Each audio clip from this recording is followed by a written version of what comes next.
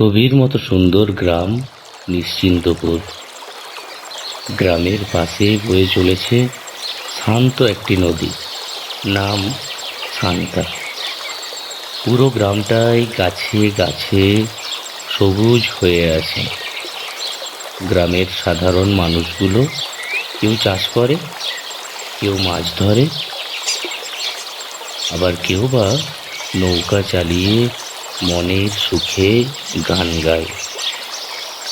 সারাটা গ্রামে যেন শান্তির পরিবেশ বিরাজ করে।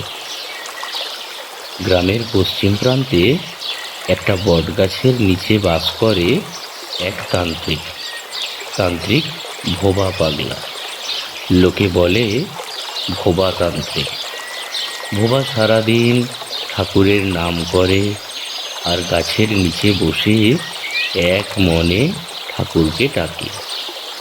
গ্রামের মানুষ তাদের যে কোনো সমস্যায় তার কাছে ছুটে আসে। তিনি সব সময় মানুষের মঙ্গল কামনা করেন, ঈশ্বরের কাছে প্রার্থনা করেন যাতে গ্রামের এই সাধারণ গরিব মানুষগুলো সুখে থাকে। গ্রামের মানুষ বিশ্বাস করেন এই তান্ত্রিক বাবার জন্যেই গ্রামে এত সুখ। সবাই তাকে যেমন মেনে চলে, তেমনি তাকে খুব ভালোবাসে। ভোবাতান্ত্রিক কখনো কারো কাছে কিচ্ছু চায় না। সবাই যেটুকু দিয়ে যায় তাই রান্না করে দিনের শেষে একবার খেয়ে জীবন কাটিয়ে দেয়। নিশ্চিন্তপুরের পাশের গ্রাম পাহাড়পুর। সেখানে জঙ্গলের ধারে কুটির বেঁধে বাস করে এক ভয়ঙ্কর কাপালিক, নাম কালী। যেমন ভয়ঙ্কর সে দেখতে, তেমন তার গলা। তাকে দেখলে মায়ের কোলের শিশু আঁতকে কেঁদে ওঠে। সে সারাদিন মন্ত্রতন্ত্র দ্বারা ভূত পিশাচ সাধনা করে আর মানুষকে ভয় দেখিয়ে টাকা রোজগার করে। মানুষের অনিষ্ট চিন্তা করতে সে খুব ভালো। দেখছি একটু মন্দা যাচ্ছে, মানুষজন খুব একটা আসছে না। শুনেছি পাশের গ্রামের মানুষ খুব সুখে আছে, আর সেখানে আছে এক ভণ্ড পাগলা তান্ত্রিক। দেখি দেখি সেখানে গিয়ে সেই বেটাকে কবজা করে গ্রামের লোকগুলোকে বোকা বানাতে পারে কিনা।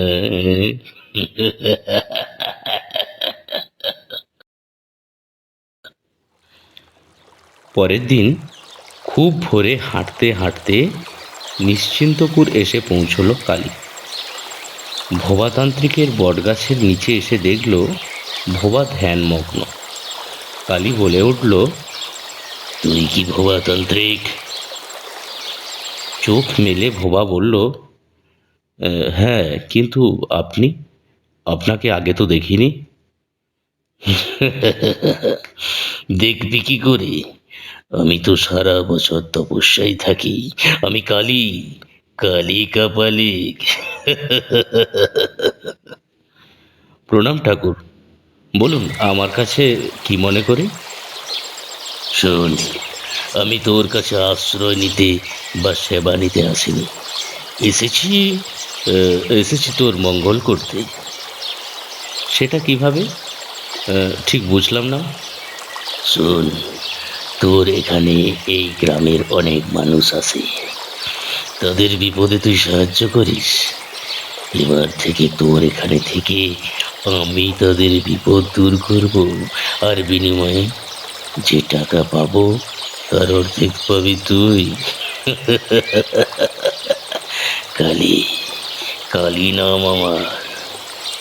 ঠাকুর, এখানে যারা আছে তারা গরিব মানুষ, আমি তাদের থেকে কিছু নিই না, আর যা করার ঈশ্বর করেন। আপনি কে? আপনি উপকার করতে চাইলে করুন, কিন্তু আপনার রাস্তা আর আমার রাস্তা আলাদা। মূর্খ, মূর্খ তুই একটা। আমি এসেছিলাম তোর উপকার করতে। আমাকে অপমান করলে তুই, এর ফল তোকে ভোগ করতেই হবে, আর এই গ্রামকেও ভোগ করতে হবে। আজ থেকেই দেখবি কালী কাপালি কি করতে পারে। এই বলে কালী দ্রুত সেই স্থান ত্যাগ করল।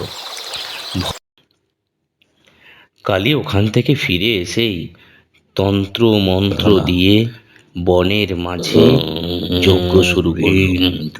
ভূত প্রেত পিশাচ জাগ্রত করে নিশ্চিন্তপুর গ্রামে চরম প্রতিশোধ নিল।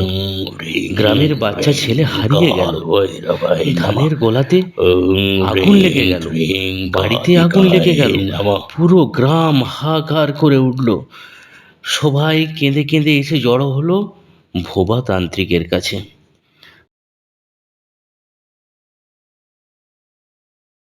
ঠাকুর, ঠাকুর, আমাদের রক্ষা করুন ঠাকুর, সব শেষ হয়ে গেল ঠাকুর।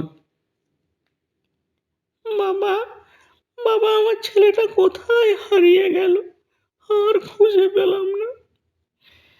ধানের গোলা ঘর ভিটে সব পুইরা গেল বাবা ঠাকুর। আপনি আপনি আমাদের রক্ষা করুন ঠাকুর, আপনি আমাদের রক্ষা করুন, নইলে এই গ্রামের কেউ বাঁচবেনি গো ঠাকুর, কেউ বাঁচবেনি। তোমরা সবাই বাড়ি যাও, বাড়ি গিয়ে এক মনে ঠাকুরের নাম জপ করো, তিনিই তোমাদের রক্ষা করবেন। এতক্ষণ ভোবা চুপচাপ সব শুনছিল। তার বুঝতে বাকি রইল না এ কাজ কার। তিনি সবাইকে সান্ত্বনা দিয়ে বললেন, আচ্ছা, তোমরা সবাই বাড়ি যাও, বাড়ি গিয়ে এক মনে ঠাকুরের নাম জপ করো, তিনিই তোমাদের রক্ষা করবেন। আমি দেখছি কি করা যায়। তার কথায় কিছুটা আশ্বস্ত হয়ে যে যার বাড়ি ফিরে গেল। গভীরভাবে ভাবতে লাগলো তান্ত্রিক, কি করা যায়, কি করা যায়। আমি তো আমি তো শুধু মায়ের নাম গান করি, কিন্তু এইসব কাপালিক ক্রিয়া কিভাবে বন্ধ করব? যাক, আজ অমাবস্যা, আজ রাতে মা কালীর ধ্যান করে মায়ের কাছে প্রার্থনা করব। সেদিন নিশুতি রাত্রে ভোবাতান্ত্রিক পূজায় বসল। এক মনে মা কালীকে ডাকতে লাগলো, ওম কালী কালী মহাকালী, কালীকে পাপহারিণী, ধর্মার্থ মোক্ষদে দেবী, নারায়ণী নমস্তুতে। ওম ক্রিং কল্লৈ নমঃ, ওম ক্রিং কল্লৈ নমঃ, ওম ক্রিং কল্লৈ নমঃ। দীর্ঘক্ষণ সাধনা হবার পর ভোবাতান্ত্রিকের পূজা শেষ হলো। ভোবাতান্ত্রিক হাত জোড় করে মাকে ডেকে বললেন, মা, মা রে, আমি তোর অবোধ সন্তান মা, আমি তোর নাম গান ছাড়া কিছুই জানি না। মা, মা, তুই এই গ্রামের নিরীহ মানুষগুলোকে রক্ষা কর মা। আমার জীবন নিয়ে হলেও ওই তান্ত্রিকের হাত থেকে তুই এদের বাঁচা মা, এদের তুই বাঁচা। ভোবাতান্ত্রিক কপালে হাত ঠেকিয়ে মা কালীকে ভক্তি ভরে প্রণাম করলেন। চারিদিক আলোয় ভরে গেল এবং মা কালী ভোবাকে আশীর্বাদ করলেন। নিশ্চিন্তপুর গ্রামের পাশের জঙ্গলে পিশাচতন্ত্র সাধনা করতে বসল কালী কাপালিক। চারিদিকের ভয়ঙ্কর পরিবেশের মধ্যে চলল তার ভয়ঙ্কর সাধনা। ওম হ্রিং ক্রিং কালিকায় নমঃ, ওম হ্রিং ক্রিং চামুণ্ডায় নমঃ, ওম হ্রিং ক্রিং কালভৈরবায় নমঃ, ওম হ্রিং ক্রিং কালিকায় নমঃ। দীর্ঘক্ষণ যজ্ঞে আহুতি দেবার জন্য কালী প্রস্তুত হলো। এবার এবার আহুতি দিলেই পিশাচ জাগ্রত হবে, আর তার শক্তি দিয়েই এই নিশ্চিন্তপুর গ্রামকে আমি ধ্বংস করে দেব। কিন্তু কিন্তু এ কি ঝড় উঠছে কেন? আকাশ তো পরিষ্কার ছিল, তাহলে ঝড় এলো কোথা থেকে? এমন সময় চারিদিক থেকে প্রকাণ্ড ঝড় উঠল। সেই ঝড়ে লণ্ডভণ্ড হয়ে গেল কাপালিকের যজ্ঞ। চিৎকার করতে লাগলো কালী, না, না, না, এত কষ্ট করে এই যজ্ঞ আমি কিছুতেই ভণ্ড হতে দেব না, না, কিছুতেই না। তার মাঝেই শোনা গেল পিশাচের হাসি।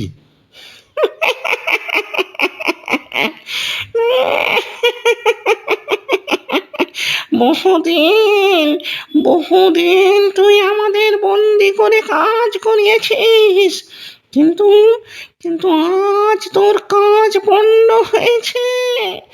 আমরা আজ মুক্ত, মুক্ত।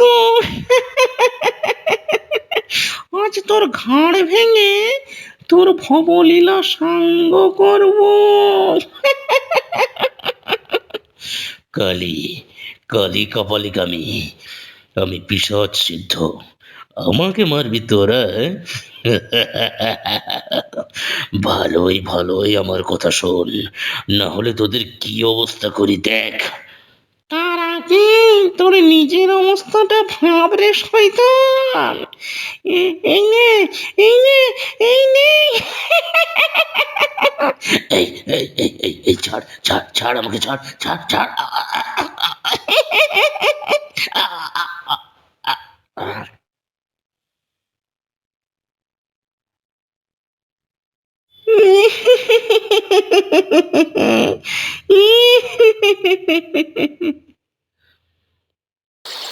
ঝড়ের রাতের পর এক সুন্দর সকাল।